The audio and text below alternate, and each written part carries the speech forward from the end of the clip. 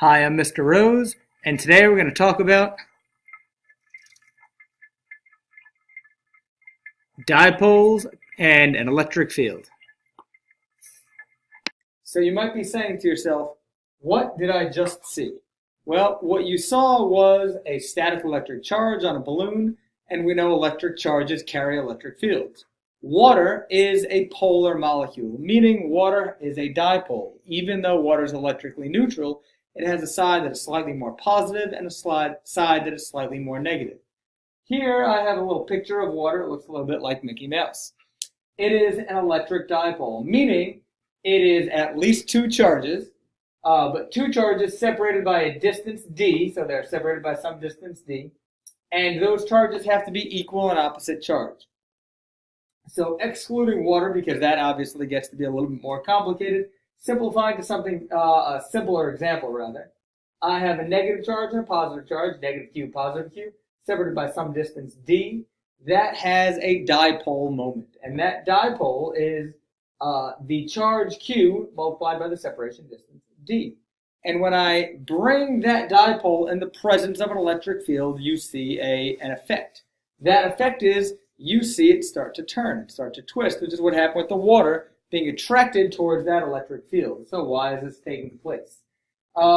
Just a quick review, a dipole, as you see here, we used this picture earlier as an electric field for a positive and a negative.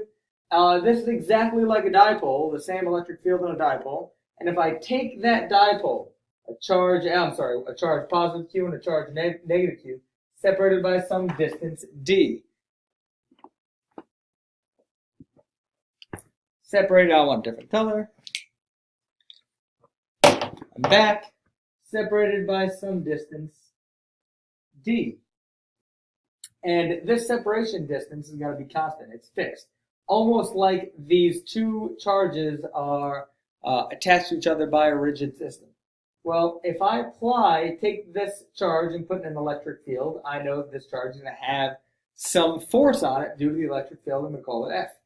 I know that the opposite charge on the bottom is going to have a force on it in the opposite direction, again, F. This would actually be a negative force, just for consistency. Well, a negative force and a positive force, I know that F net has to be 0. But I know that when I take this, it's going to, because I have a force here and a force here attached by that rigid body, so to speak, that's going to give us our twisty force or our torque. Now remember, torque was equal to R cross F, which is very simple, just RF sine theta. Well, here I know that my torque on any of these objects, doesn't matter which one I start, any one of my charges, I know my torque, it's going to rotate about the center of mass, is that force times the separation distance x, from q to the center of mass x. Well, that must mean this has a torque of that same force F, same magnitude, times, well, how far away is it? It's also x. That'll get a little confusing, and x is arbitrary. It's d minus x. That gives me the rest of my distance. So I have my torque is fx sine theta, f times x times sine theta, plus f d minus x, that difference, times sine theta. Adding those two together, we should see something familiar. Torque is fd sine theta.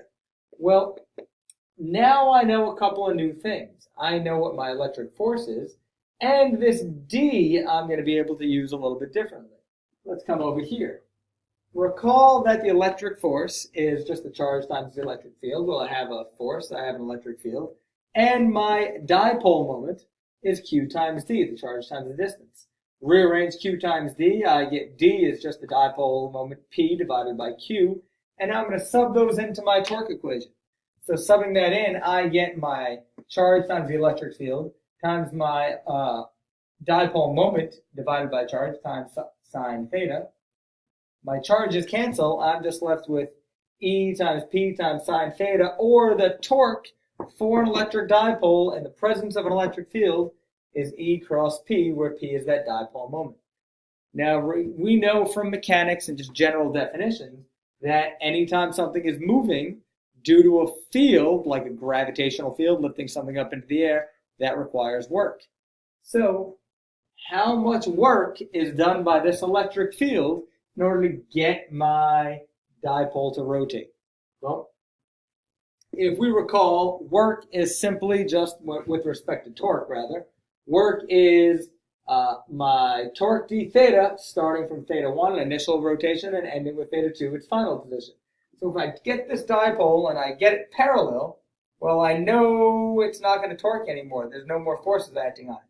So I'm just simply going from theta 1 to theta 2, subbing in torque is EP sine theta, my electric field times my dipole times sine theta, which we just used.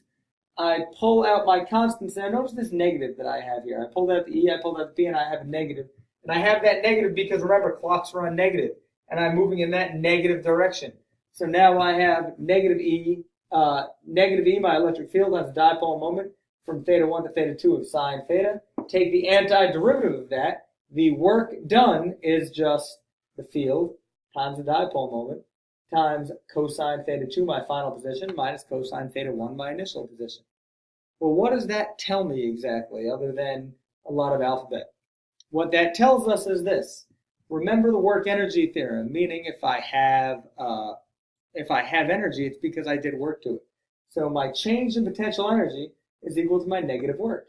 That's equal to negative PE cosine theta. Again, where P, I'm going to keep saying this, where P is that dipole moment. Don't start thinking back to mechanics where P was momentum. T is our dipole moment.